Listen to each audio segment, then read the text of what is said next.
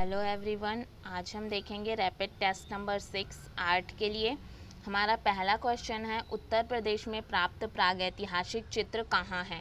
आपको ऑप्शन दिए गए हैं सिन्हारिया में, ऑप्शन बी है सारनाथ में, ऑप्शन सी अवध या ऑप्शन डी मिर्ज़ापुर। तो ऑप्शन डी इसका राइट आंसर हो जाएगा। जो प्रागैतिहासिक चित्र हैं वो उत्तर प्रदेश के मिर्ज़ापुर में स्थित हैं। उसके बाद देखते हैं मिर्ज़ापुर किन चित्रों का कला केंद्र है। आपको ऑप्शन दिए गए हैं प्रागैतिहासिक, मुगल, अवधी और ऑप्शन डी है राजस्थानी। तो ऑप्शन ए इसका राइट आंसर होगा, प्रागैतिहासिक चित्रों का कला केंद्र है। फिर देखते हैं मिर्ज़ापुर में प्राप्त प्रागैतिहासिक चित्रों में जो नृत्य का दृश्य है वो किस गुफा में अंकित है। हमें गुफा का नाम बताना है। तो ऑप्शन सी जो है इसका राइट आंसर हो जाएगा। जो लखनिया है वहाँ पशु आखेट के दृश्य तथा नर्तन वादन में मस्त व्यक्तियों के समूहों का चित्र देखने को मिलता है। तो ऑप्शन सी इसका राइट आंसर हो जाएगा। वहीं ही जो है नृत्य का दृश्य हमें देखने को मिलता है। फिर देखते हैं होशंगाबाद क्षेत्र के आदमगढ़ पहाड़ी में चित्र है। किसका चित्र है हमको ये बताना है। तो ऑप्शन ए इसका राइट आंसर हो जाएगा। होशंगाबाद जो है वो मध्य प्रदेश में स्थित है। अगर हम बात करें इसकी दूरी की तो ये पचमढ़ी से 75 किलोमीटर दूर नर्मदा नदी पर स्थित है। यहाँ हमें प्रागैतिहासिक काल के चित्र देखने को मिलते हैं। फिर देखते हैं होशंगाबाद किस नदी के तट पर स्थित है। तो आपका ऑप्शन ए राइट आंसर हो जाएगा। होशंगाबाद जो है वो नर्मदा नदी के तट पर स्थित है। फिर देखते हैं होशंगाबाद किस प्रदेश में है। तो होशंगाबाद जो है वो मध्य प्रदेश में है। नेक्स्ट है होशंगाबाद किस चित्रकला के लिए जाना जाता है। हमको बताना है कि ये किस चित्रकला के लिए जाना जाता है। तो आपका ऑप्शन सी इसका राइट आंसर हो जाएगा। होशंगाबाद जो है वो शैल चित्रकला के लिए जाना जाता है, क्योंकि यहाँ आदमगढ़ की जो पहाड़ी है उसमें हमें दर्जन से भी अधिक शिलाश्रय देखने को मिलते हैं जो कि प्रागैतिहासिक काल के हैं। होशंगाबाद में प्राप्त प्रागैतिहासिक चित्र जो हैं वो किस में बने हुए हैं हमें ये बताना है। तो ऑप्शन सी इसका राइट आंसर हो जाएगा। इसके चित्र जो हैं वो शैलाश्रयों में बने हुए हैं। फिर देखते हैं भारतवर्ष में प्रागैतिहासिक चित्र जो है जिराफ ग्रुप वो कहाँ पाया जाता है। तो अगर हम जिराफ ग्रुप वाले चित्र की बात करें तो ये होशंगाबाद का जो आदमगढ़ की पहाड़ी है वहाँ हमें देखने को मिलता है, जो कि बहुचर्चित है।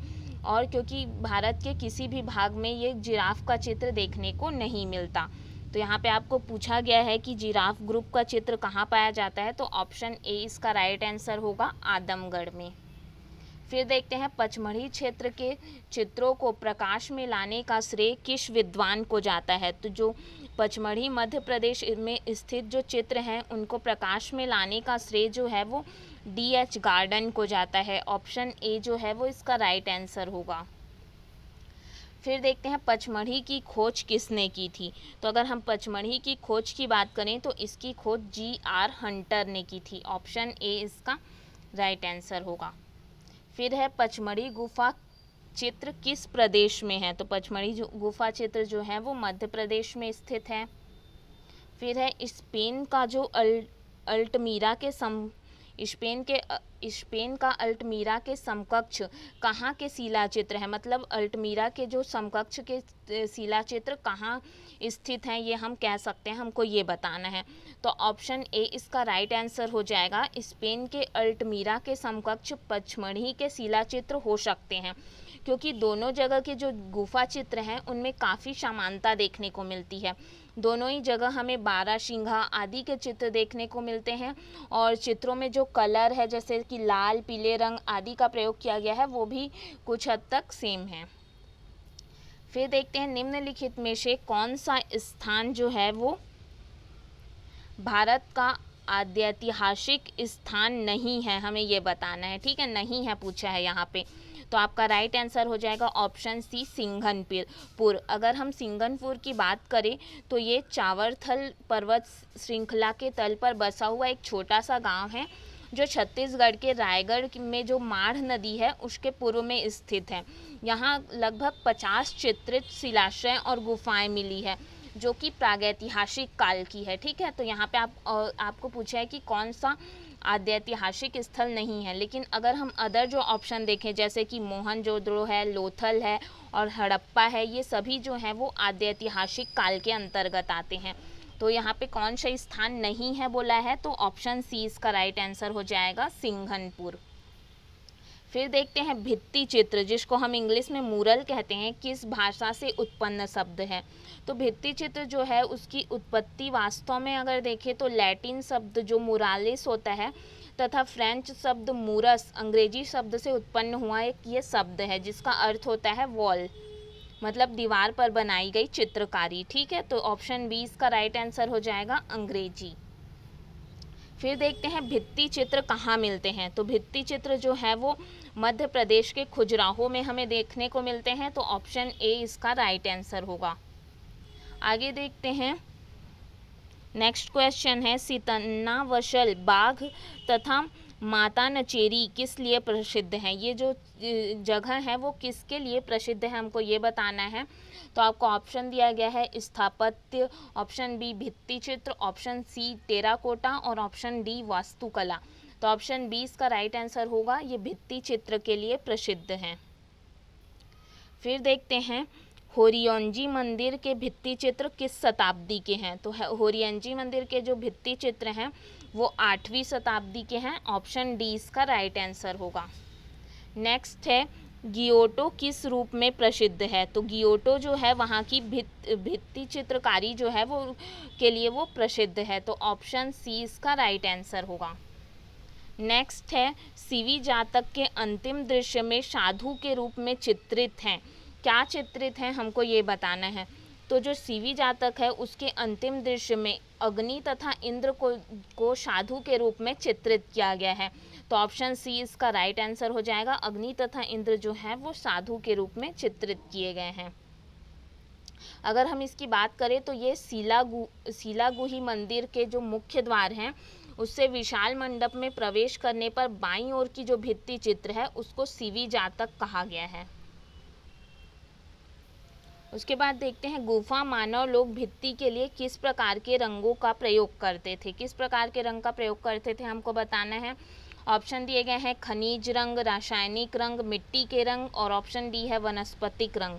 तो ऑप्शन बी जो है इसका राइट आंसर और सी जो है इसका राइट आंसर होगा, मिट्टी के रंग का प्रयोग करते थे। गुफा मानव लोग जो है वो चित्र बनाने के लिए प्रायः पीले, लाल, गेरू वाले जो कलर हैं इन रंगों का प्रयोग करते थे जो कि मिट्टी के बने हुए होते थे। तो ऑप्शन सी जो इसका राइट आंसर होगा। फिर देखते हैं, एलोरा की 32वीं गुफा किस नाम से जानी जाती है। तो अगर हम एलोरा की बात करें तो ये भारतीय पाषाण शिल्प का स्थापत्य कला का एक सार है। यहाँ टोटल 34 गुफाएं हैं, जिसमें 12 जो है वो बौद्ध गुफा है।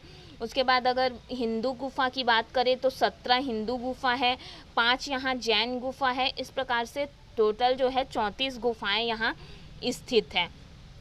और इसमें जो 32वीं गुफा की बात कर रहे हैं, ये 5 जैन गुफाओं में से एक है 32वीं गुफा, जिसको इंद्रसभा के नाम से जाना जाता है। तो ऑप्शन डी इसका राइट आंसर हो जाएगा, इंद्रसभा। फिर देखते हैं, वेरुल नाम से जानी जाने वाली गुफा कौन सी है। तो जो एलोरा की ही गुफा है उसका जो मूल नाम है वो वेरुल है। ठीक है, ये आपको याद रखना है। तो ऑप्शन ए जो है इसका राइट आंसर हो जाएगा, एलोरा। फिर देखते हैं, एलोरा में कुल कितनी गुफाएं हैं। एलोरा में जो है वो टोटल 34 गुफाएं स्थित है। ऑप्शन ए इसका राइट आंसर हो जाएगा। अभी उसके बारे में हमने जाना ही कि टोटल जो है कुछ इसमें से कुछ बौद्ध गुफाएं हैं जो कि 12 है, हिंदू गुफा की अगर बात करें तो 17 है, जैन गुफा की बात करें तो 5 है। ठीक है, नेक्स्ट देखते हैं, एलोरा में गुफाओं और शैलकृत मंदिर हैं। कहाँ है ये मंदिर, किसके लिए मंदिर है ये बताना है। तो बौद्धों के हैं और ऑप्शन बी है बौद्धों और जैनों के, ऑप्शन सी है हिंदुओं और जैनों के और ऑप्शन डी है हिंदुओं, बुद्धों और जैनों के। तो अभी हमने जाना कि जो पूरा 34 गुफा है उसमें कुछ हिंदुओं के हैं, कुछ बौद्ध के हैं और कुछ जैनों के हैं। तो ऑप्शन डी जो है इसका राइट आंसर हो जाएगा।